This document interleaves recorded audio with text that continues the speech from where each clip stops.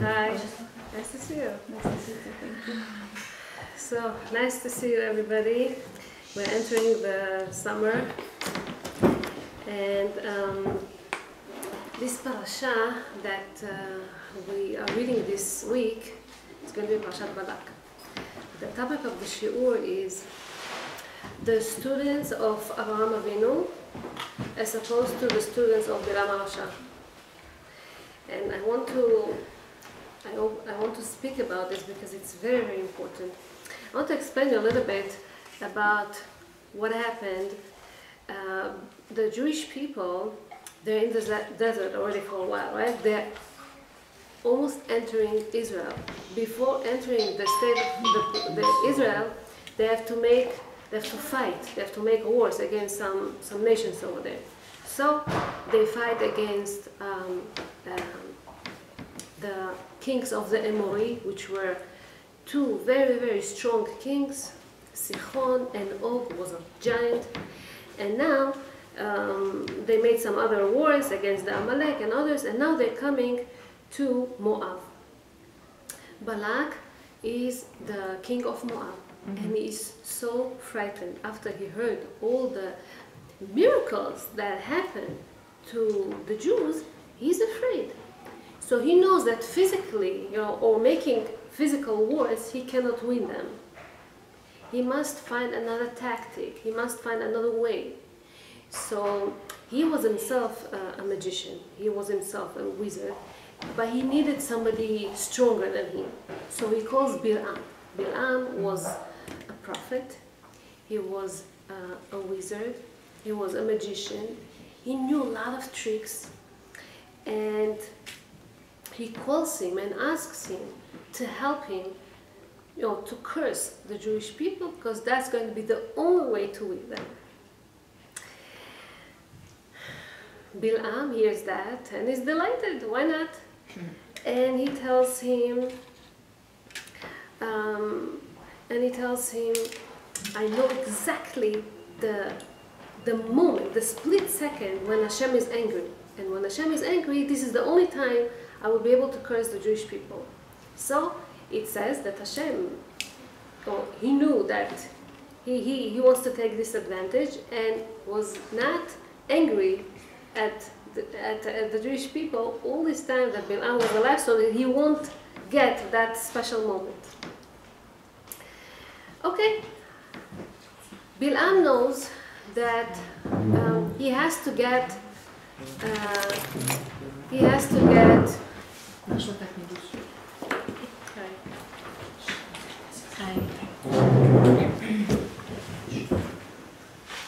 get a permission from Hashem to go and do such a thing.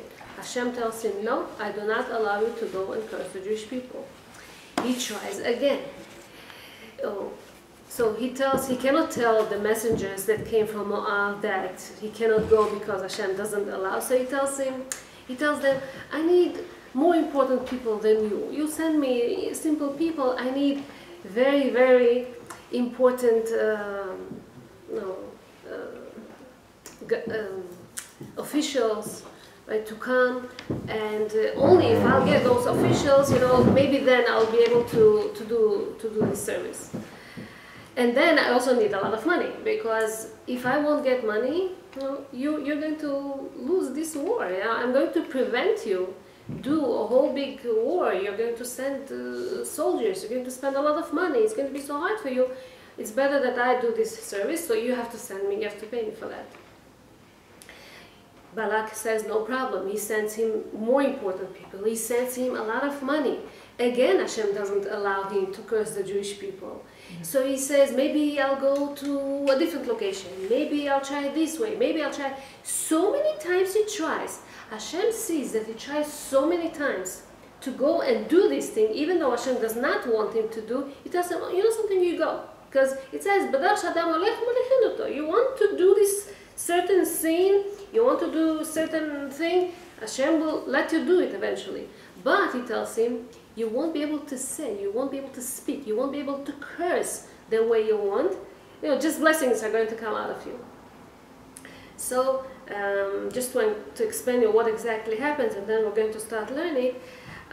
He asks him, give me 7 oxen, give me 7 deers, give me 7, build me altars, do this, give me that. Maybe I'll go to a different location, maybe I'll do this.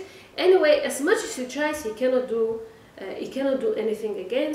And then when he sees that he cannot really do anything, so Balak tells him, just go away, we don't need you anymore. He just gave him one big advice. He says, Elohehem shel ele, the God of the Jewish people, soneh zima. He despises adultery. So if you really want to win the Jewish people, make them fall in this trap. This is the advice that he gave him. Bilam hated the Jewish people. Why, they say?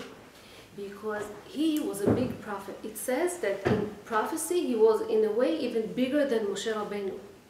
Why Hashem gave such a man, an ability to have a big prophecy, so that the Gentiles won't say, oh, if you would give us a prophet like Moshe Rabbeinu, we would also keep the Torah. We would also become, important people. You never gave us a chance.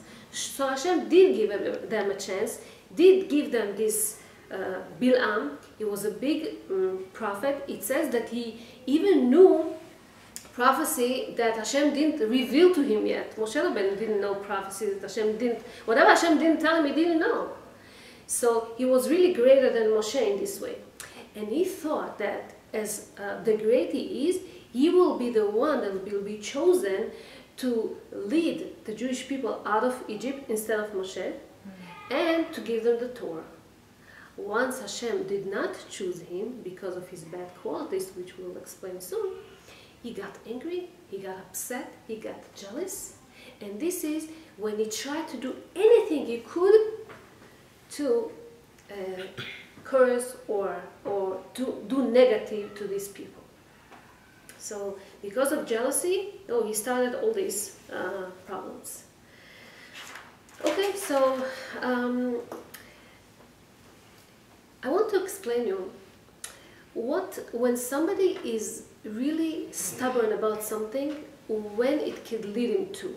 You see, Hashem tells him, don't go. He keeps going, he's trying. Hashem doesn't let you. Hashem, he changes the words inside you, and he's still trying, he doesn't care. Such a man was in the time of Achav. We, 2 weeks ago, spoke about Yehoshua. Yehoshua, he conquered Jericho, right? And afterwards, he said, nobody is allowed to build this city anymore. Whoever is going to build this city, he cursed him. It says, Bivchoro yeyazdena, with his oldest boy, he is going to establish this city. Ubetzeiro yatziv latea. When he's finished, when he's done, when he built even a wall around the city, and the last thing is to put the doors, for people to go in and out. In this stage, he's going, God forbid, to lose his last boy. This is how he cursed, and so nobody built Jericho because it wasn't allowed. Yehoshua didn't let. Years later, in the time of Achav, we know that Achav wasn't a good king, and so he had his friend. His friend was named Chiel. Chiel was a person that came from Bet-El, but he left Bet-El and he came to live in the Sharon, in the Samaria, next to Achav. He had this vision, he had this dream to build Jericho. It's such a beautiful place, it's such a nice, why to waste this place? So he wants to build it anyway, but Yehoshua cursed and it's not allowed. So he thinks he can trick and call the name Jericho with Hey in the end instead of with Vav in the end. Big deal. So as he starts to build the city, the curse starts. His first son, Avraham, died. Few months later, another son. Few months later, another son. This is how his 7 boys died, because he went against whatever Yehoshua told them to do. You think this is enough? You think he didn't hear from people, come on, don't do it, it's not a good idea, Yehoshua didn't let. After, if the first one died, he could say, it's a coincidence, could be, he had a high temperature, he got sick, he got the flu, he got this complications, things can happen. After the second one, after the third one, but 7 of them that died, and he still continues to be stubborn. No, he believes in something and he goes with his belief till the end. How do we know that he went with this belief till his end, till he himself died? So, 3 years later, 3 years later, there is this incident between Eliyahu, prophet, Eliyahu Navi, and Nevi'ei HaBaal, the prophet of the Baal. Baal was this idol, and the Nevi'ei HaBaal, the prophets that preached people to worship this idol, said, we can bring the presence of Hashem.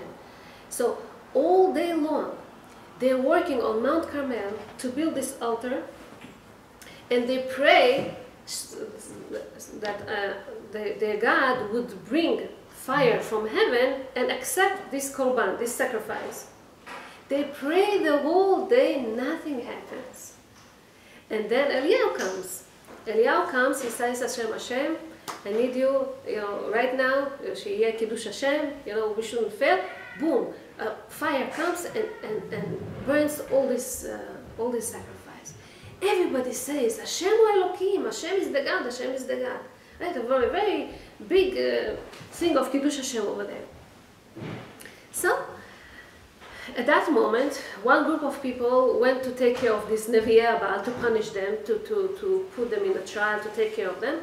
One group of people wanted to go and destroy this altar that they prepared.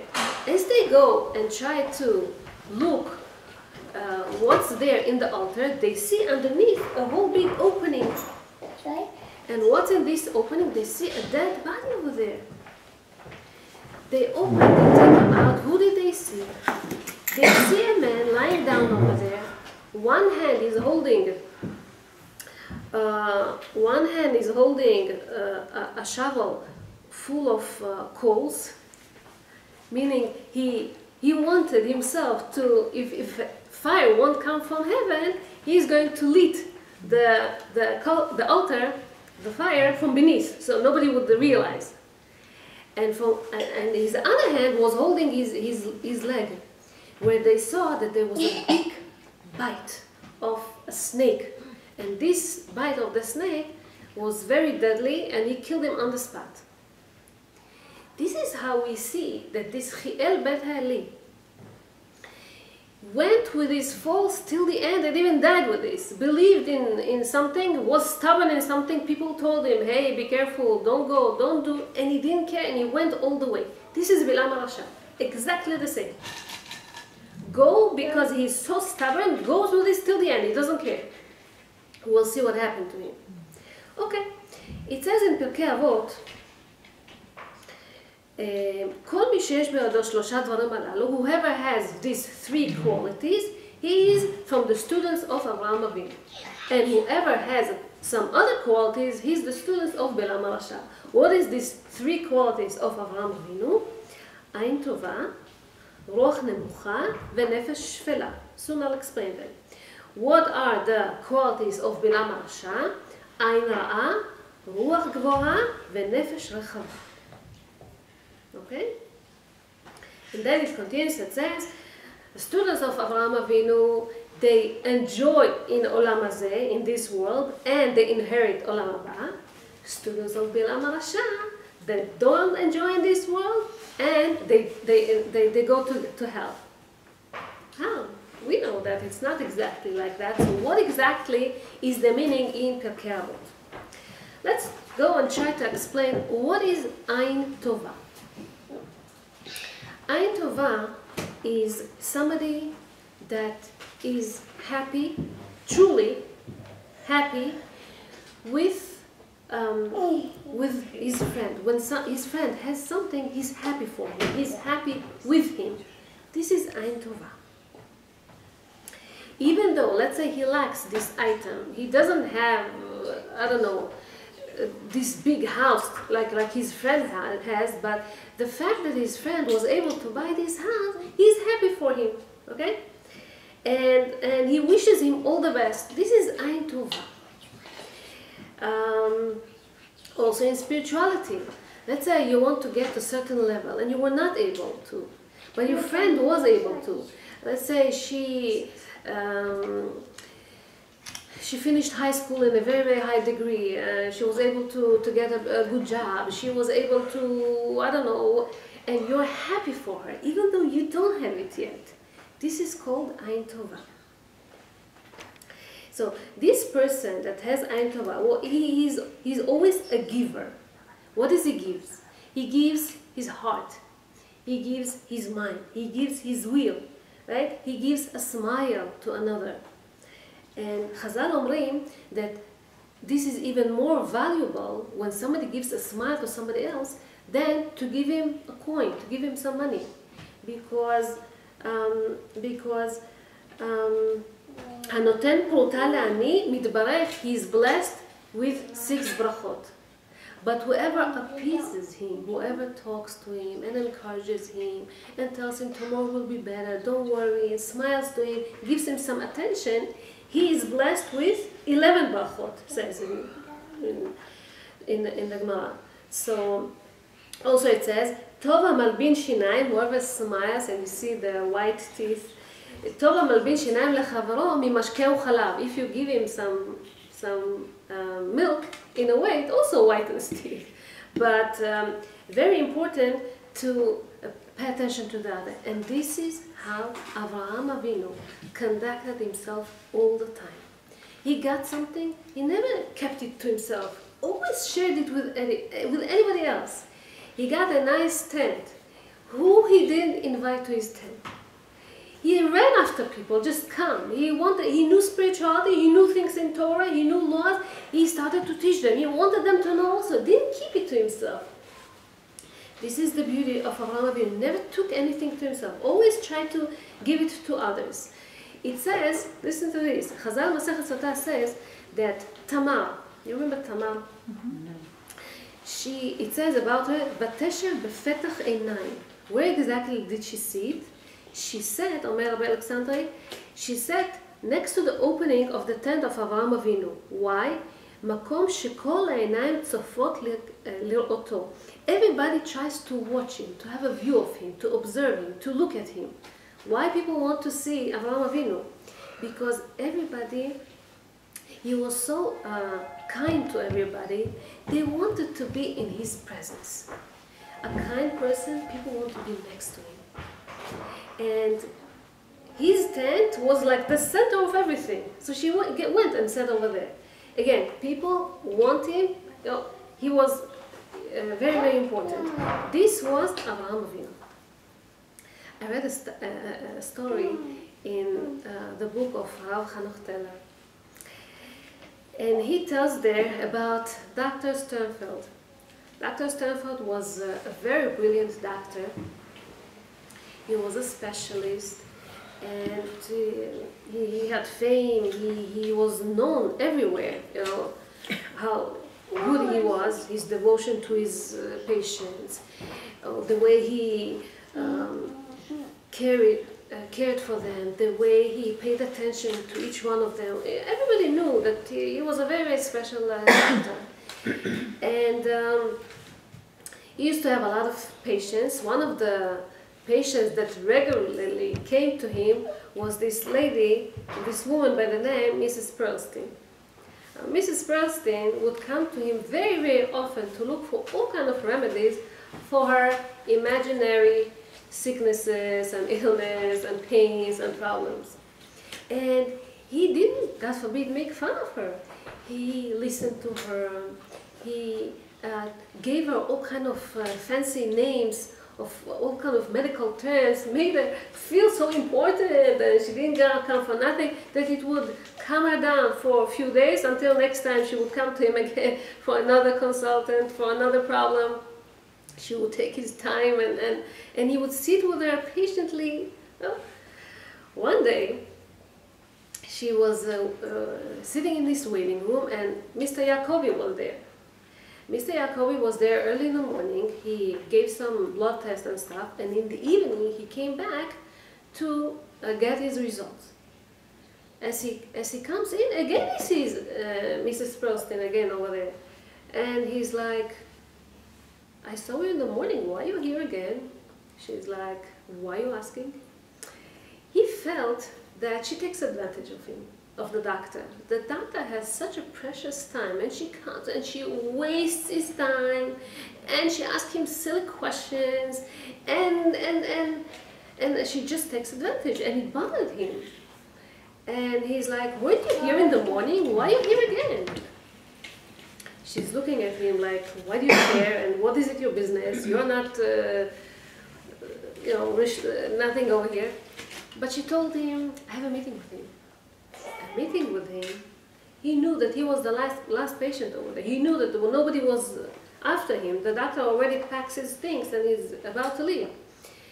So she tells him, yeah, every Wednesday night we go out together.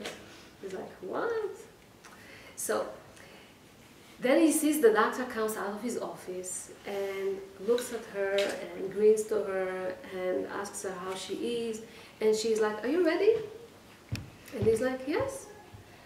And she tells him, he's driving me in his car, but I show him which items to buy and sell this week, because I was looking at all these papers and circulars and all this. Circulars. And so this is kindness. This is whatever Avraham Avinu was trying to do. Look at what is Ain Ra'ah. What is the opposite? Who was Bilam Rasha? Ain Ra'ah is when somebody has sour-faced all the time.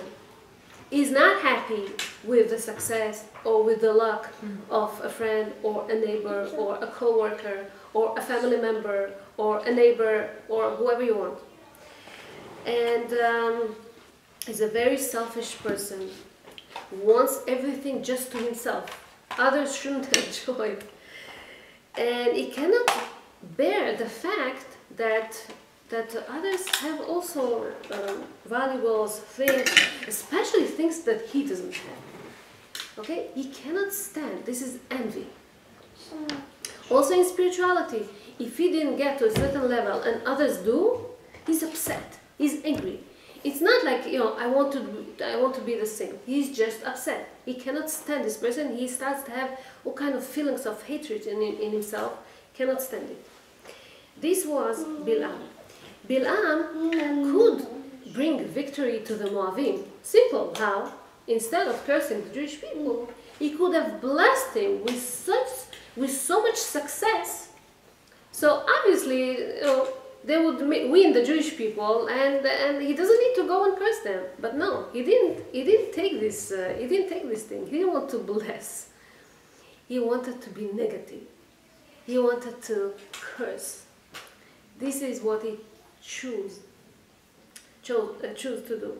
So when it says, when Bilam saw the Israeli people, everybody with his own tribes, how their openings of their tents are not towards each other, but opposite, so that one would not peek to the privacy of the other.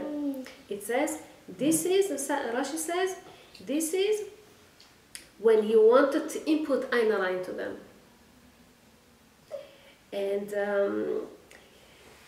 And he couldn't bear the fact that there are some people that are higher in spirituality than him, that are able to overcome their desires, their wills, whatever they want, their wishes, and overcome their curiosity not to look at other people's homes. And it says in Sefer Hasidim, יש גוזל ואינו נראה. זה הדר בני אדם ואינו רעה בשלהם. He's envy of whatever his friends have. Bilam, all his essence was to take to himself. That was Bilam. He wasn't like Avraham Avinu, that whatever he had he wanted to give. He kept everything to himself. And we didn't find any place in the Torah that he made any favor to anybody if he wouldn't get a reward for that, money or something, you know. He just wouldn't do these things. Bilam had this quality to bless people or curse people, but he didn't care about the fact that he has this blessing. He would care only about money. Well, previous parasha we read that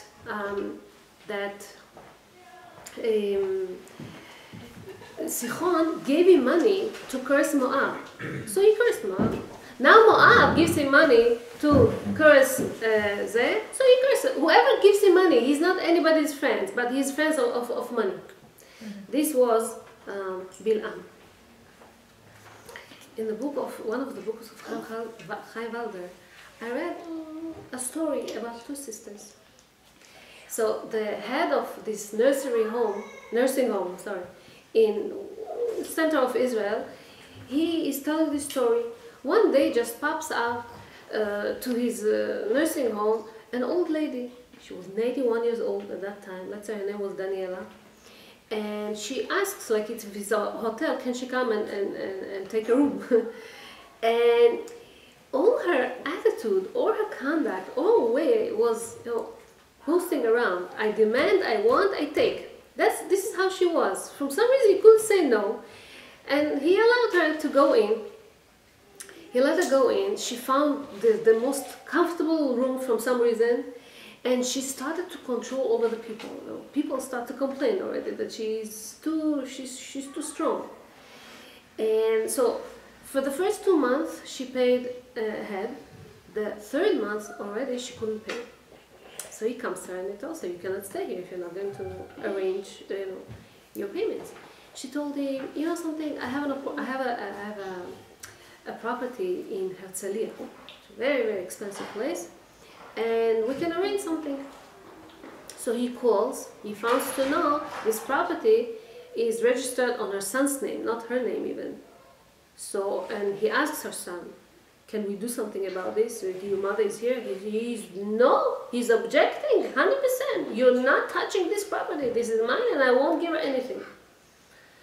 Okay, so they cannot do anything over there. So, and he asks her, so what could we do? Then he found to know that she has a sister, a younger sister, 20 years younger than her, that lives in south of Israel. So they asked if she could come and they could talk. She came with her husband and she started to tell him a little bit about this Daniela. So Hannah, the younger sister, tells that Daniela, as an older daughter, was very controlling person. She is still now a very controlling person. From young age, she's controlling her. She made her personal servant. That's how she made her all this life. And so when she was young, okay, you know, sisters. When she got married, she had 2 kids, but she was controlling her husband also, and he ran away from her. Couldn't stand her. Now she comes as a divorced back to her parents' home. She comes to her parents' home and she controls everybody around. She controls her parents, she controls her sister. Now her sister is like a maid for her. Do this, do that. Go cook me and prepare and take care of my kids and take them and bring them and this and that. To her kids she buys the most expensive things from her parents' money, of course. And she, the younger sister, Hannah, she didn't have anything to wear. She never bought herself anything new because she wouldn't let. She controlled everything in the house. After a while, her father was rich. Their father, he bought another property in Savion. Savion is one of the most expensive places in Israel. He bought there a villa.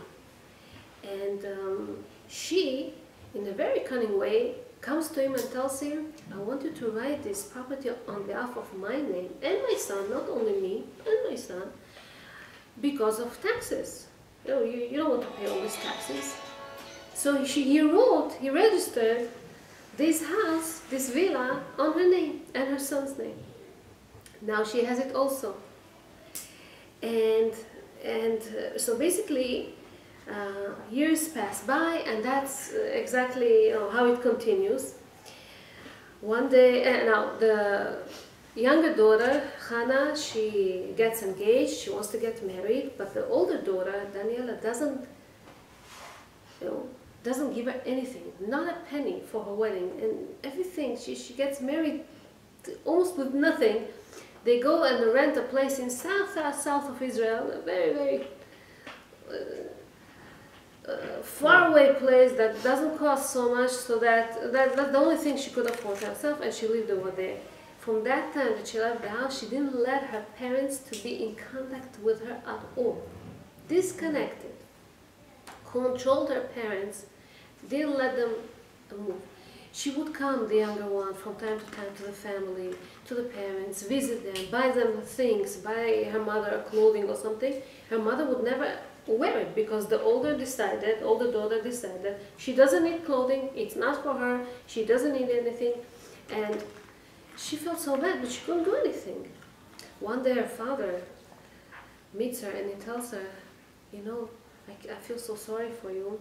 Half of the house that I have, I wrote on my will on behalf of your name. Don't worry, I think about you also. So she was happy about that. But from some reason, something happened, and her father, in a young age, all of a sudden passed away. Now she wasn't sure, is she in the will or she not? So after the Shiva, after the Shloshim, whatever, she managed to ask her older sister, what about the will? She's like, what about the will? Nothing about the will. Nothing is for you. He didn't write anything for you. Don't worry. He doesn't have anything. She couldn't do anything about this. And after a while, her mother passed away also. And that's it. She controlled the house. She took everything to herself. Both house in Herzliya and in Savion. Everything is under her son's name. Few years she would live alone. Then her son, he got married, and he lived in that house, and she didn't want to live alone herself. She wanted to live with their house. A person that is control freak continues her way of methods. She comes to their house and she tries to control around her son, her daughter-in-law. So she decides who goes, who comes, when to get up, when to sleep, who eats, what, everything. They couldn't stand it, especially not the daughter-in-law. And one day her son he went to the court and asked them to evacuate her from his house. He cannot stand her. So that's what happens. She goes back to her home. She lives alone. And then her second son, so he got married, he comes, he's a young boy, and he makes parties there. He lives with her, parties in that house, and brings friends over. They drink, they do all kind of that. It's noisy, she cannot stand it. And she asks him, could you, nothing, you couldn't do anything. When she tries to say something, he evacuated her also from there. This is when she didn't have a choice, and she went to live in this nursing home. And this is what the little sister, Hannah, this is what she tells the manager over there. So she tells him, you know, but one thing, I feel pity on her. This is the way that she is, and she cannot really do anything about this. My father did leave me a portion, and I usually rent it out, and I don't mind to give this money to her, so she would be able to be in this nursing home. So as opposed to her older sister, she helps her out.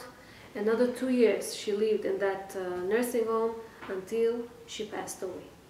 When she passed away, her children were not there, and it says that when they were called to the nursing home, they would keep arguing and fighting about anything that moves, you know, anything possible, with the nursing home manager, with themselves, with everybody's around. This is the way this woman died. She always lived. She was wicked. She was selfish, she had hatred, she wasn't loyal, and this is how she died. Her kids never cared about her, because a person that is so not pleasant to others, people don't want to be around him. What can you do? רוח נמוכה, אברהם אבינו. מה זה רוח נמוכה? Humbleness. Avraham, what is humbleness? We have to know what is our place in this world relatively to others and to Hashem. Hashem gives us everything. If you think too high about yourself, it's a problem. So Avraham taught us what is an anava, how to be humble, because everything that he did in this world was to teach people that everything comes from Hashem. He says himself, "V'anochi afar v'efer," I'm dust, I'm nothing. And Ruach Nemucha means he doesn't look to control over people. The opposite. He tries to elevate them. And again, giving, constant, give respect to others. When Avraham went to fight against the 4 kings, and with this war he saved all the other kings and nations that conquered the 4 when they conquered everything. This is when it says "Vayetza melech Sdom likrato," the king of Sdom comes out, and they made a whole delegation of all the kings over there come to Avraham Avinu and tells him, "We want you to be the head of us. We want you to be the king. We want you to control over us, because we see how important, how special man you are." Avraham didn't want that. He didn't want to be the king of the world. But they insisted. They liked him. They wanted him. They admired him, the way he conducted himself. And what happened when he passed away, Avraham Avinu? It says, Chazal says, בבבא אותו היום שנפטר אברהם אבינו מן העולם, that day that he passed away, עמדו כל גדולי אומות העולם בשורה, ואמרו,